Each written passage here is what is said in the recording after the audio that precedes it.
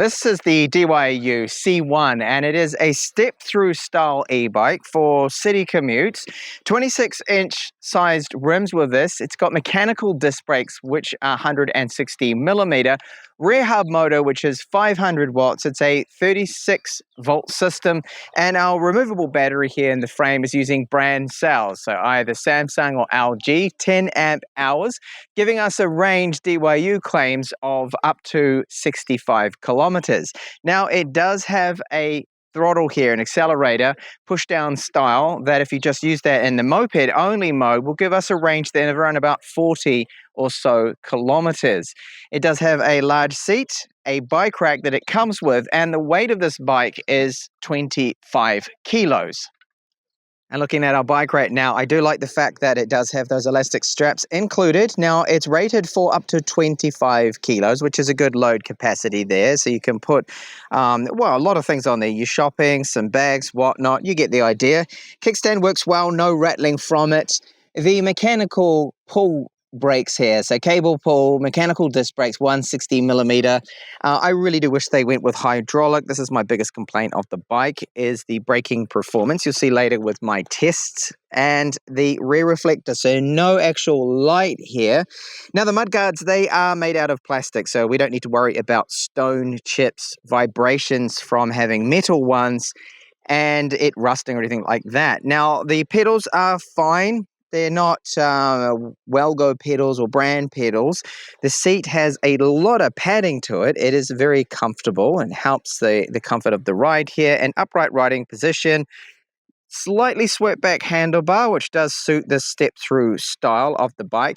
Now the battery is removable and it's rated to 10 amp hours, 36 volt system. Takes around about 6 to 7 hours to fully charge. The front shock here, well, this gives us travel of about 60 millimeters. That's what I'm measuring according to the grease mark there. And the front has a quick release on it. Now the tires, no brand name is visible on these tires at all. So I do not know who makes them. They seem to be all right. I have real no complaints with them. And the front shock is lockable, adjustable preload. And then we have this front headlight, which is a standard model that I've seen a lot of. It's nice and bright, lights the path up ahead of me, so no complaints about that. The welds on the frame and the paint finish do look good. So these are machine welds. Chainring has a guard around it. Pedals are not a brand pedal at all. And our chain, this is a KMC Z chain. So that is a brand chain. And then our derailleur, the gears, Shimano, 7-speed setup. It is their tourney. DYZ is using lock grips. Now, these are comfortable because they've got like a little bit of a palm rest there. And the push-down style throttle. This works well. And most of the bikes have the twist style, but the push-down is supposed to be a little bit safer. And then we have our gear selector there, which is Shimano, part of the tourney setup. So the brake levers are a little bit spongy. They are adjustable, being cable pull. And again, I would have liked to have seen hydraulic. Then the levers would feel a lot better and improved braking performance. They do include a little cheap bell. Well, that's good enough just for advising people when you are approaching that walk or step in front of you in bike lanes. And then we have our power on the mode to go through the 3 different pedal assist levels. And that clearly is stating there the front headlight to turn that on and off. Now the height of the handlebar is adjustable. Right here we've got some rings, so you could pop that up a little bit higher if you wanted to do so.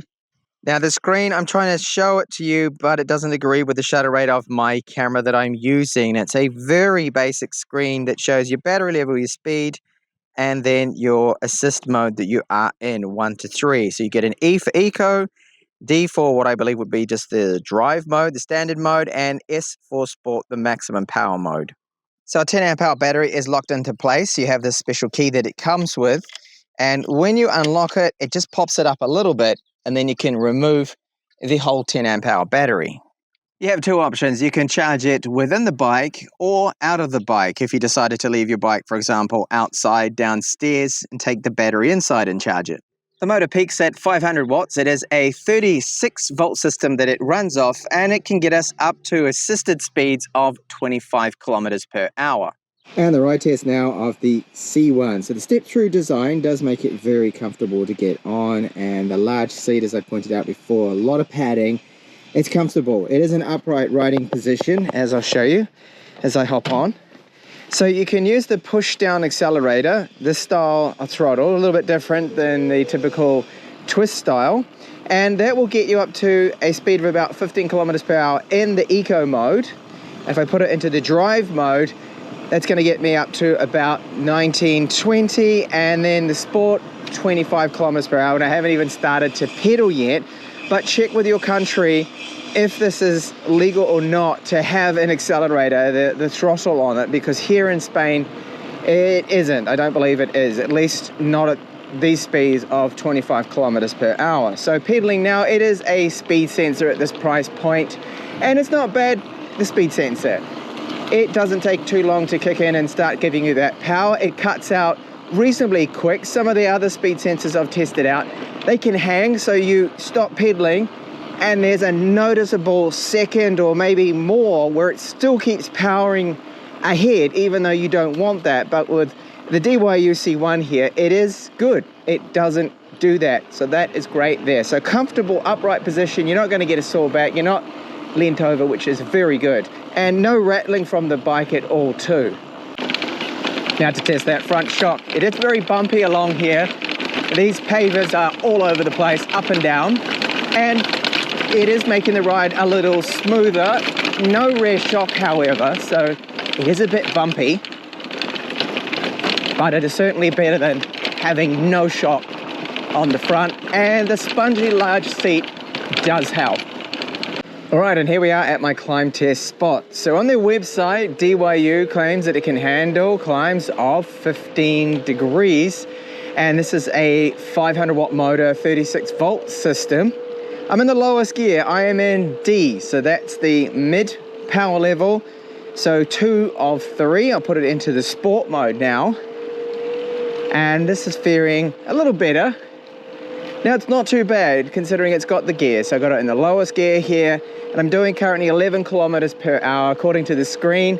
Effort, I'm putting in about 50-40%. The motor is doing the rest. So it handles the climbs okay. But there had to be something right at this price point, and it's the brakes. Mechanical pull, cable brakes, 160 millimeter from the white post. Oh, come on. Just past this post, so that's a below average category.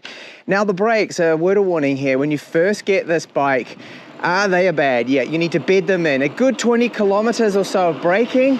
They've got now a little bit more bite to them, but in the beginning, you would pull the cables and you'd just be waiting there like, hello, I want to brake. It would take quite a while and you needed a bit of distance there. But now, thankfully, it is a little bit better. But if I was going to upgrade anything, and if I was going to hang on to this bike, I would certainly swap out those brakes, the calipers for a piston caliper, still cable pull, but you can get them from Zoom.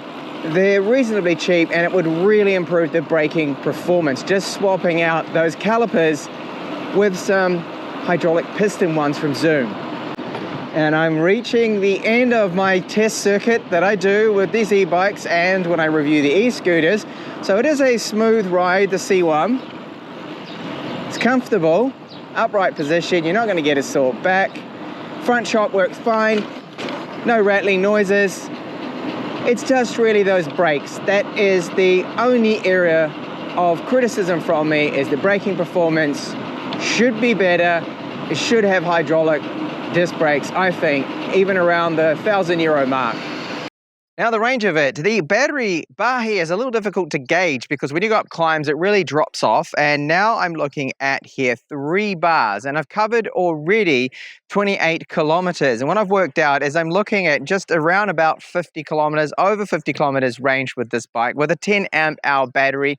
Seems about right. Now their claim is 65 kilometers, and to achieve that I think you would probably have to be, number one, a lighter rider than me, have no climbs and probably just use the eco only mode mode all the time. I've been using the D mode, which is in the middle. So you've got those 3-pedal assist levels.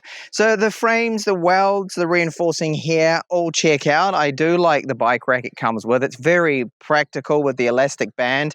And then you have that there, of course, to push down as well, hold things into place. It's a shame that it has no wired rear tail light. It's just a reflector, but you could easily swap that out and put in one with a battery. The front shock, it's good to have. It's got travel that's about 60 millimeters, and it's okay. You could lock it out completely. Front headlight is all right. The price point of the bike being around about €1,000, it all checks out except those brakes. This is my biggest complaint about it. I find the braking performance is well below average, and I would be upgrading the brakes on this bike straight away if I get one. And I hope that DYU in the future, they can give this better brakes, mechanical maybe, or if they could, squeeze to hydraulics and somehow fit that in with the cost of the bike would be a lot better. So there you go. That is the DYU C1. Thank you so much for watching this review.